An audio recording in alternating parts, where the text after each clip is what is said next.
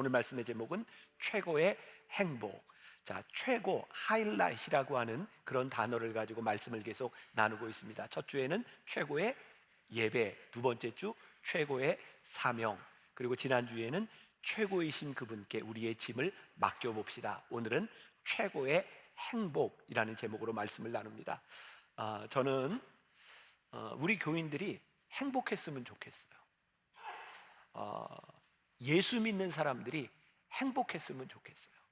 그리고 하나님께서 우리를 바라보시면서 사랑하는 아들아, 사랑하는 딸아, 나는 네가 참 행복했으면 좋겠다, 그렇게 말씀하실 것 같아요. 중요한 것은 우리들이 이 생각하는, 느끼는 이 행복이란 무엇인지, 그리고 우리들이 어떻게 행복하게 살아갈 수 있을지를 오늘 배우는 그런 시간이 되었으면 좋겠습니다. 주님은 나의 최고봉에서 오스왈드 챔버스가 이런 이야기를 합니다. 어떤 특별한 영감의 순간들을 신앙의 표준으로 삼지 마십시오. 우리의 표준은 평상시에 마땅히 해야 할 의무입니다. 우리의 신앙의 행복은 그런 것 같아요.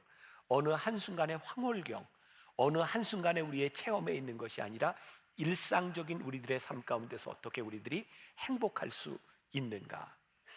우리가 흔히 착각하는 것 중에 하나가 그런 것 같아요. 우리들의 삶에 내가 지고 있는 의무에서부터 해방될 수 있다면, 내가 마음대로 할 수 있는 자유가 있다면 내가 참 행복하리라. 근데 성경에서 이야기하는 행복은 그런 행복은 아닌 것 같아요. 오늘 본문에 나오고 있는 말씀의 제목, 주인공 모세를 바라보면서 그는 정말 행복했을까? 오늘 본문 말씀에 이렇게 되어 있죠. 믿음으로 애굽을 떠나 왕의 노함을 무서워하지 아니하고 곧 보이지 아니한 자를 보는 것 같이 하여 참았으며. 참는 인생이 과연 행복한 것일까? 우리들의 기준으로 볼 때 모세는 그렇게 행복할 것 같지 않아요. 그는 태어나면서부터 죽음의 위협 가운데 태어났고, 그의 어머니가 모세를 살리기 위해서 결국은 나일강가에 떠내보내가 되었고, 목욕하고 있었던 애굽의 공주에게 발견이 되어 살게 되죠. 다행이다, 뭐 이렇게 이야기할 수도 있겠지만 모세의 삶이 정말 그렇게 다행이었을까? 모세는 궁중에서 살아가면서 어머니가 유모가 되었고, 자기 삶에 대한 정체성으로 인하여 혼란기를 지나가게 되죠. 결국은 살인을 저지르게 되고 도망자의 삶을 살게 됩니다.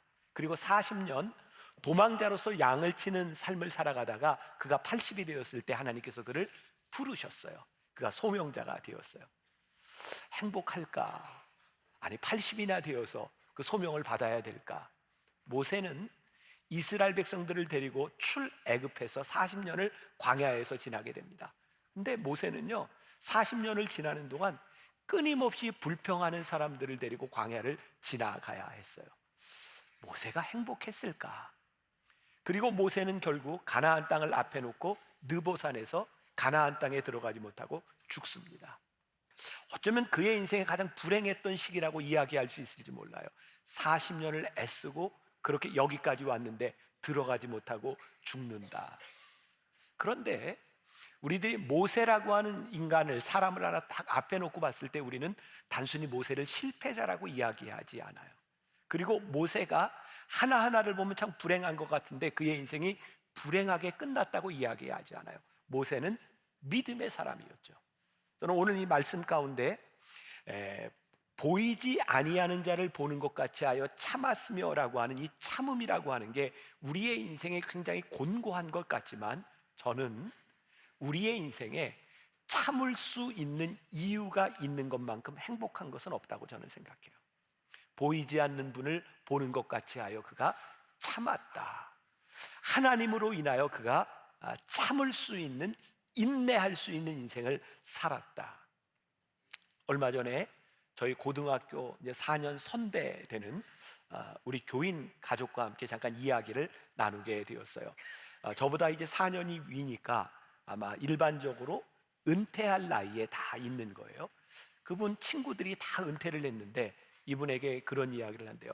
절대로 빨리 은퇴하지 마. 이분은 이제 자기 사업을 하는 분이니까 은퇴하면 좋을 줄 알았는데 좋지 않아. 절대로 빨리 은퇴하지 마. 그렇게 이야기를 한대요. 대개 남자들이 은퇴하면 불행해지는 이유 가운데 하나가 경제권이 아내에게 넘어가는 거죠. 아니에요? 그 남자는 은퇴하는 순간 불행해진다는 거예요. 그런데 은퇴 계획을 가지고 이렇게 저축을 하고 살았는데 이전 같으면 한 80쯤까지 살 생각을 하고 모아놨는데 이제 100세를 생각하니까 아내들이 돈을 너무 조금 준대요. 그래서 하루에 5천 원을 받기도 하고 이거 가지고 할 수 있는 게 당구장 가서 당구 치는 거밖에 없대요. 그래서 재수할 때 갔던 당구장을 이제 은퇴하고 간다고 절대로 빨리 은퇴하지 말라 그런 이야기를 한대요. 가만히 생각해 보니까 우리는 우리의 의무와 우리들의 삶의 굴레로부터 벗어나면 행복하겠다라고 생각하지만 그렇지 않다는 거예요. 특히 하나님을 믿는 우리들에게 내가 예수 그리스도의 종, 하나님의 종으로 살아가는 것, 그것이 우리들에게 행복하냐? 만일 우리들이 하나님께 매임, 그리스도의 종으로 살아가는 것이 만일 우리들에게 의무감이라면 그것은 절대로 행복하지 않을 거예요. 근데 오늘 여러분들에게 묻고 싶은 게 있어요. 우리가 하나님을 믿고 예수님을 주로 고백하는 우리들인데 우리는 주께 매임받은 우리의 인생이 행복하다고 이야기할 수 있는가? 오늘 이 부분에 대한 답을 우리들이 찾아야겠다는 생각이 들어요. 우리에게 경건이라고 하는 것은 굉장히 중요합니다. 우리는 왜 경건해야 될까요? 거룩하신 하나님과 동행하기 위하여 우리들은 경건해야 돼요. 그래서 우리 신앙인들이 경건의 습관을 가지는 것은 아주 중요한 일입니다. 왜? 우리 하나님과의 친밀함을 위해서 경건은 중요한 거예요. 그런데 만일 우리의 경건함이, 우리의 경건한 습관들이 어느 날부터인가 하나님과의 친밀함 때문이 아니라 우리들의 습관을 예배하는 그 습관이 우리들에게 우상이 되어버리는 순간 경건의 습관은 그렇게 행복하지 않다는 거예요. 제가 2년 전에 오스왈드 챔버스의 주님은 나의 최고봉, 그 습관에 대한 설교를 하면서 이 이야기를 한 적이 있어요. 그 책에 나왔던 이야기를 조금 읽어드리는데 내용이 좋으면 이렇게 스마트폰으로 찍었다가 보셔도 괜찮아요. 자, 당신의 작은 습관이 우상이 될 수 있습니다. 정해진 시간에 기도하는 습관, 성경 읽는 습관 등이 우상이 됩니다. 경건 습관의 본래 목적인 하나님과의 교제 대신에 서서히 습관 자체를 예배하기 시작하면서 결국 습관이 우상이 됩니다. 이때 하늘 아버지께서 얼마나 분노하실지 주의하십시오. 하나님, 지금은 기도하고 있으니까 주님의 말씀에 순종할 수 없어요. 이 시간은 하나님을 위해 정한 시간이랍니다. 아닙니다. 이러한 경우 경건의 시간은 당신이 하나님과 동행하는 시간이 아니라 당신의 습관과 함께하는 시간입니다. 아직 당신에게는 부족한 성품들이 많습니다. 그 약점을 인정하고 성품을 다듬는 훈련의 기회를 찾으십시오. 제가 이렇게 예를 들 수 있을 것 같아요. 여러분들 지금 하루에 아침이든 하나님의 음성 잘 묵상하고 듣고 계시죠? 벌써 생소해요, 하나님의 음성. 아침마다. 오늘 뭘 읽었죠? 시편? 네, 11편부터 10편부터 11편부터 네, 17편까지. 감사해요.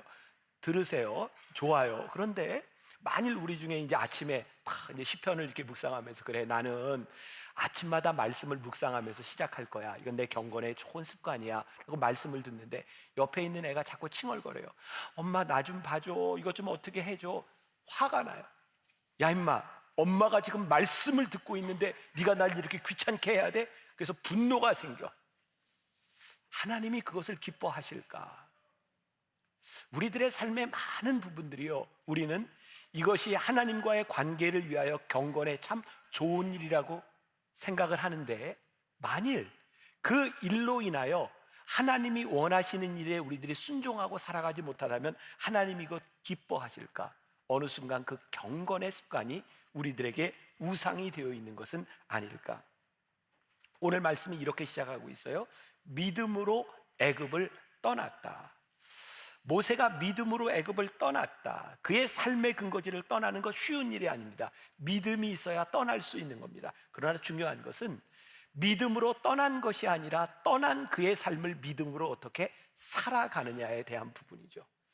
여러분, 믿음으로 사는 것과 신념으로 사는 것은 저는 다르다고 생각하거든요. 여러분들도 정말 하나님의 은혜와 믿음이 충만했던데 우리들의 삶에 결심했던 일들이 있습니다. 그래, 나는 믿음으로 살아갈 거야.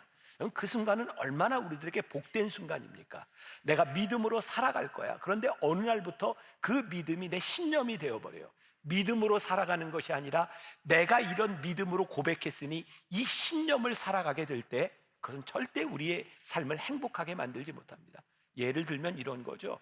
제가 설교를 하면서 여러분들에게 저의 개인적인 이야기를 하고 제 삶에 대한 이야기를 선포할 때가 많이 있어서 저는 이렇게 만나교회 담임 목사로 이렇게 살아가고 싶습니다. 그런데 어느 순간 제가 이렇게 선포한 그 말한 것을 지키기 위하여 살아간다면 제 삶이 얼마나 곤고하겠습니까?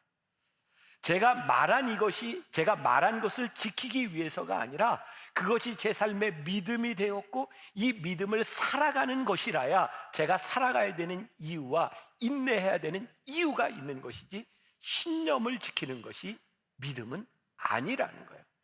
언제부터인가 여러분들의 신앙에 곤고함이 찾아왔다, 내 삶의 행복이 사라졌다. 어쩌면 우리는 믿음에서 시작해서 지금 우리의 신념 가운데 머물러 있는지 몰라요. 예수님이 공생애를 사시던 3년 동안 허다한 무리들이, 군중들이 예수님을 또 따랐습니다. 그들은요, 예수님의 기적을 보았고 예수님의 말씀을 듣고, 이런 표현이 좀 뭐하지만 그 말씀을 듣는 순간 속에서 욱 하는 게, 나 예수님 따라갈 거야 라고 예수님을 따랐는데 그 예수님을 끝까지 따라가지 못합니다. 동행이 되지 않습니다. 힘든 거예요. 나의 신념과 다른 거예요. 믿음은 욱하는 감정이 아니라 내가 믿음으로 고백했던 그분을 붙드는 것이 없다면 그 믿음을 지키며 살아가는 것이 결코 쉽지 않아요. 믿음으로 살아가는, 믿음으로 애굽을 떠난 그의 삶에, 모세의 삶에 끊임없는 시련이 다가옵니다. 우리의 삶이 마찬가지입니다. 우리의 인생을 행복하게 만들어주는 것은 우리들의 삶에 시련이 없기 때문이 아닙니다. 역경이 없기 때문이 아닙니다. 그 시련과 역경 가운데서 믿음으로 하나님과 동행할 수 있느냐에 대한 부분이죠. 모세가 40년 광야를 지났어요. 만일 모세가 광야를 지나가면서 내가 하나님과 동행해야 돼, 이것이 내 의무가 되어 광야의 길을 갔다면 그의 삶이 얼마나 곤고했을까요? 근데 모세는 40년 광야를 지나는 동안 하나님과 함께 동행했다고 되어 있어요. 눈에 보이지 아니하는 하나님을 바라보며 그는 동행했다고 되어 있어요. 행복과 반대되는 대치점에 서 있는 단어를 하나 꼽으라면 저는 말씀을 준비하다 공허함이라는 단어를 생각해 보았어요. 평생을 함께 살아가던 부부가, 서로 헌신하며 살아가던 부부에게 사랑의 관계가 깨어지는 순간 헌신은 고역이 돼요. 내가 왜 이렇게 살았나? 자녀와 가정을 위해서 열심히 일하던 사람들이 자녀와 아내와의 가정의 관계가 깨어지는 순간 그 일은 보람이 아니라 노동이 되어버릴 수 있고, 어느 한순간 관계가 다 깨어져 버리고 나면 그 일이 삶의 우상이 될 수도 있어요. 결국 관계를 떠나간 노력, 헌신, 습관은 비극을 낳을 수밖에 없는 거예요. 제가 20여 년 전 우리 교인들과 함께 처음 백두 뚜레스디아스, 백두 뚜레스의 영성훈련을 인도할 때였어요. 정말 추운 겨울에 어렵게 3박 4일을 영성훈련을 마치고 그 다음날 주일날 예배를 드리는데 저는 그런 생각을 했어요.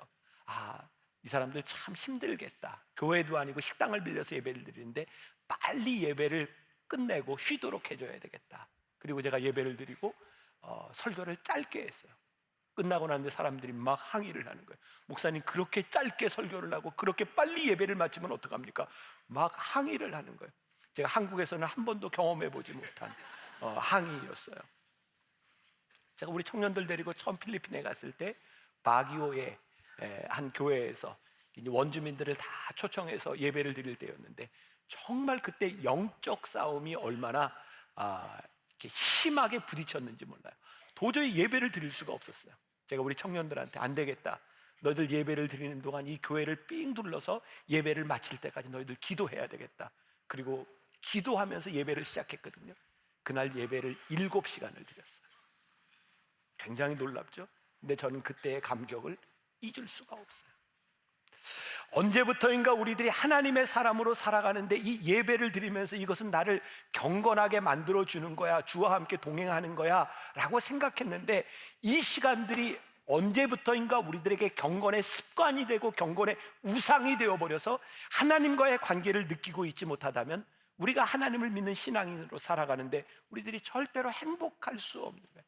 그것은 우리들에게 의무를 주어지는 시간일지도 모릅니다. 사랑하기 때문에 시작했지만 관계의 친밀함을 잃어버리면 공허해지는 거예요. 아무리 우리가 하나님의 일을 열심히 한다 해도 어느 날 우리들의 삶에 하나님이 보이지 아니하면 그 삶이 절대로 행복하지 않은 거예요. 모세의 삶이 인간적인 눈으로 보면 어떻게 저렇게 불행할 수 있을까 생각되지만 모세의 삶이 절대로 불행하지 않을 수 있었던 것은 그의 삶 한가운데 눈에 보이지 아니하는 하나님을 바라보며 살아갈 수 있는 그의 인생이 되었다는 거죠. 열심히 하나님을 믿는다고 살아갔는데 어느 날 하나님이 보이지 않으면 우리의 공허함을 어떻게 채우는지 아세요? 눈에 보이는 돈이나 눈에 보이는 명예나 눈에 보이는 이성의 유혹 가운데 얼마나 쉽게 무너져 내리는지 몰라요. 왜? 하나님을 믿고 살아왔다고 생각했는데 하나님이 보이지 아니하니 내가 살아왔던 삶에 대한 보상을 세상 것에서 찾으려고 하니 그 인생이 불행해지기 시작하는 거죠. 언제부터인가 우리들의 삶에 공적주의가 생겨나는 거죠. 내가 평생을 봉사하고 평생을 섬기며 살아왔는데 하나님이 보이지 않으니 내가 살아왔던 삶의 근거가 공적밖에는 남지 않는 거예요. 그래서 신앙의 연조가 오래되고 목회자가 은퇴할 때가 되면 내 공적이 무엇인지를 드러나게 되는 거죠. 왜? 하나님이 보이지 않는다는 증거입니다. 행복을 느껴야 되는 자리에서 행복을 느끼지 못하는 그 공허함, 그것은 우리들로 하여금 보상을 바라게 만들어줘. 믿음으로 떠났다, 여기에서 끝나는 것이 아니라 믿음으로 떠나간 삶에서 하나님과 우리들이 동행할 수 있는가? 여러분들이 믿음으로 시작한 그 자리에서 오늘 하나님과 함께 동행하는 이 친밀감이 우리들에게 유지되어 있는가?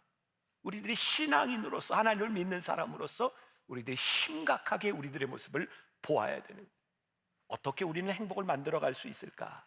오늘 본문 말씀 가운데 이런 구절이 있어요. 임금의 노함을 무서워 아니하고, 모세는 임금의 노함을 무서워하지 아니했다라고 되어 있어요. 모세의 삶이 불행하게 끝났느냐, 그의 삶이 행복하게 끝났느냐라고 하는 것은 어디에 달려 있는가? 그가 끝까지 하나님을 바라고 살아갔는가, 그렇지 않느냐에 있어요. 아마 4주 전쯤 박희신 목사님이 설교하면서 이 부분에 대한 이야기를 했는데 기억하는 분이 얼마나 있는지 모르겠어요. 신명기 34장 7절에 보니까 모세가 죽을 때 나이 120세였으나 그의 눈이 흐리지 아니하였고 기력이 쇠하지 아니하였느니라. 모세는 늙어서 죽은 게 아니래요. 그는 40년 광야를 지나며 하나님과 함께 동행하며 살아가다가 그가 세력이 다 노쇠해서 죽은 것이 아니라 하나님께서 너 여기까지라고 말씀하셨을 때 그렇군요, 하나님이 여기까지 내 인생을 인도하셨군요. 그리고 그가 세상을 떠난 그의 삶이 절대로 실패했거나 불행하지 않았다는 거예요. 왜? 하나님과 함께 동행하며 산 인생이었다는 거예요. 저에게는 그런 마음이 있어요. 우리들의 인생이 끝났을 때 어쩔 수 없이 끝나는 인생과 하나님께서 우리들에게 너 여기까지라고 말씀하셨을 때 하나님 감사합니다, 하나님이 저를 여기까지 인도하여 주셨습니다라고 고백할 수 있는 인생, 내가 원하는 것을 이루는 우리의 인생이 아니라 하나님께서 우리를 인도하시는 삶을 살아가는 것. 그 모세는 오늘 뭐라고 되어 있냐면 임금의 노함을 무서워하지 아니했다라고 되어 있는데, 무서워하지 아니했다라고 하는 게 메시지 성경에 보니까 유진 피터스는 indifferent라고 하는 말을 쓰고 있더라고요. 신경 쓰지 않았다는 거예요. 한번 생각해 봅시다. 우리들이 하나님을 믿고 살아가는데 임금의 노함을 두려워하고 이 세상의 권력을 두려워하고 이 세상의 유혹을 두려워하고 살아간다면 우리들이 어떻게 행복하겠습니까?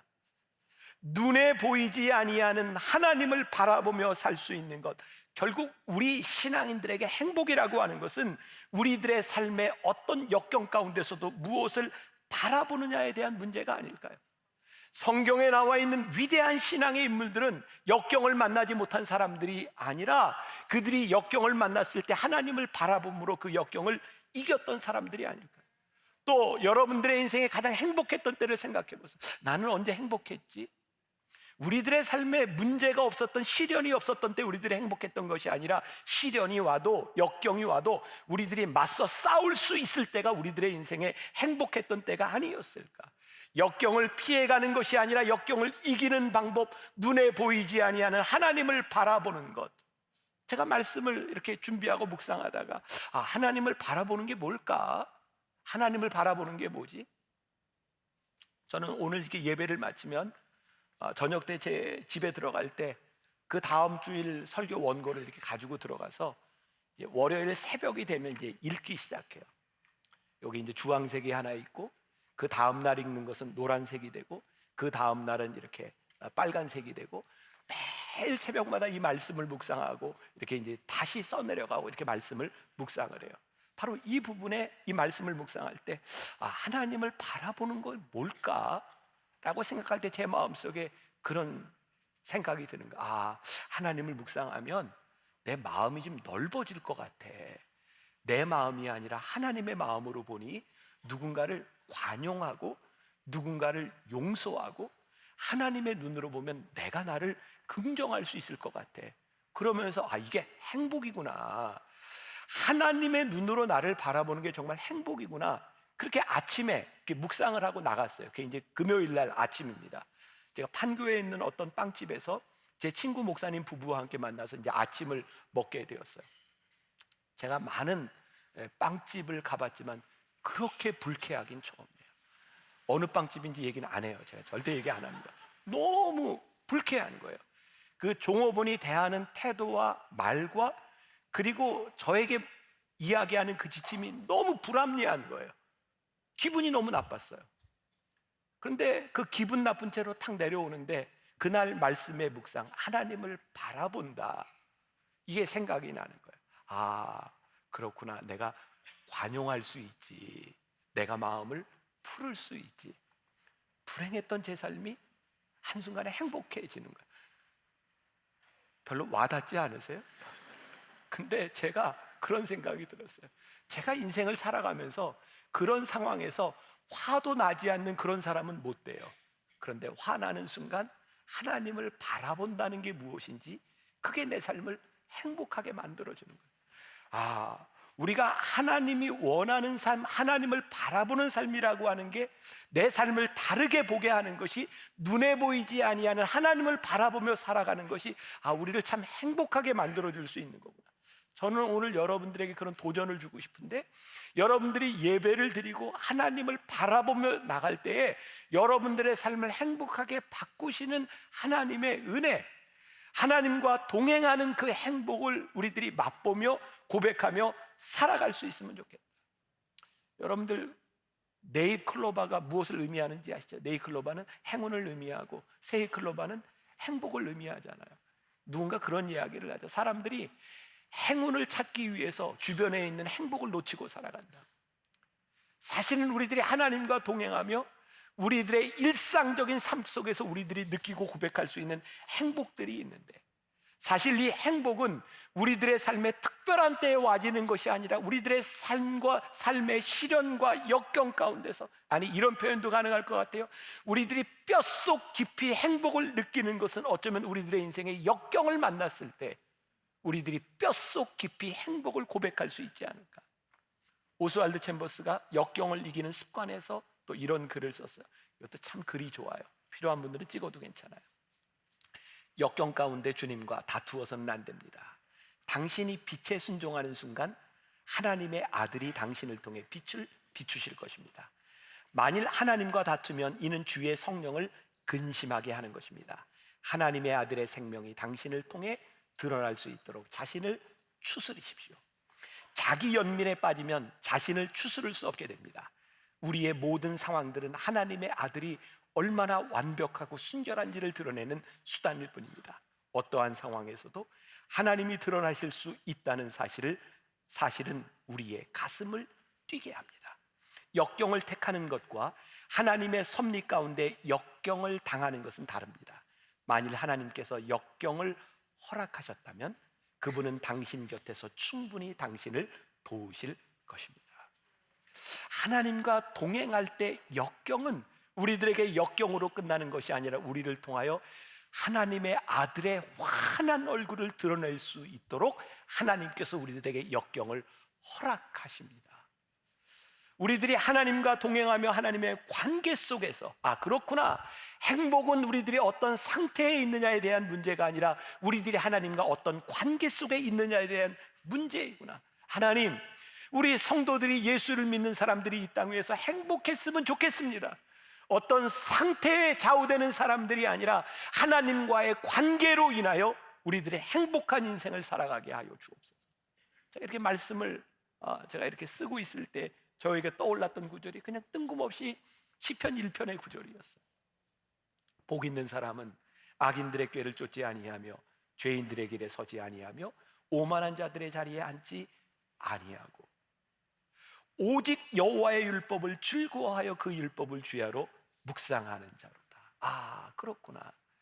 우리들이 어떤 상태에 있느냐에 대한 문제가 아니라 여호와의 율법을 묵상하며 우리들이 살아갈 수 있는가. 시편 1편 3절에 보니까 그는 시냇가에 심은 나무가 철을 따라 열매를 맺으며 그 잎사귀가 마르지 아니함 같으니 그가 하는 모든 일이 다 형통하리로다. 이게 우리를 행복하게 만들어 주는 것이구나. 우리가 최고의 행복을 만들어 가는 것, 그 유명한 그 김난도 교수가 1000번은 흔들려야 어른이 된다라는 책을 썼어요. 그 책에 보면 그런 얘기가 있어요. 이분이 토크 콘서트나 어떤 북 콘서트에 가면 사람들이 그런 질문을 한대요. 교수님은 어떻게 시련을, 역경을 극복하셨습니까? 그러면 김난도 교수가 이렇게 대답을 한대요. 저는 시련을 극복하지 못했습니다. 그러면 분위기가 싸해진대요. 이게 뭔가 좀 이겼다는 얘기를 해야 되는데 김난도 교수는 이런 이야기를 합니다. 저는 그냥 시련이 지나갈 때까지 그냥 견디지요. 그러면서 이 책에서 아모르 파티라는 말을 합니다. 아모르 파티, 뭐가 생각이 나세요? 여러분들 머릿속에 생각나는 그거 아모르 파티? 이 아모르 파티라는 말이 나오게 된 건 프리드리히 니체가 한 말이죠. 내 운명을 사랑해라. 네 인생의 비극이든 네 인생의 어떤 것이든 내 운명을 사랑해라. 그게 인간의 실존이 된다는 거예요. 이 프리드리히 니체가 어떤 의미로 이야기했는지 모르지만 저는 이 책을 보다가 하나님께서 우리들에게 허락해 주신 인생, 여러분들의 인생을 사랑하십시오. 그때 우리들의 삶에 자존감이 생깁니다. 하나님께서 허락하신 내 인생, 나에게 시련과 역경이 온다 할지라도 하나님과 동행하는, 눈에 보이지 아니하는 하나님을 바라며 살아갈 수 있는 인생, 우리들의 인생을 긍정하는 것만큼 우리들의 삶을 행복하게 만들어주는 것이요. 제가 어제 예배 때도, 오늘 10시 예배 때도 교인들에게 이렇게 물었어요. 여러분, 만나교회 목회를 하고 있는 저 김병선 목사는 참 행복해 보이지 않습니까? 물어보는 거예요.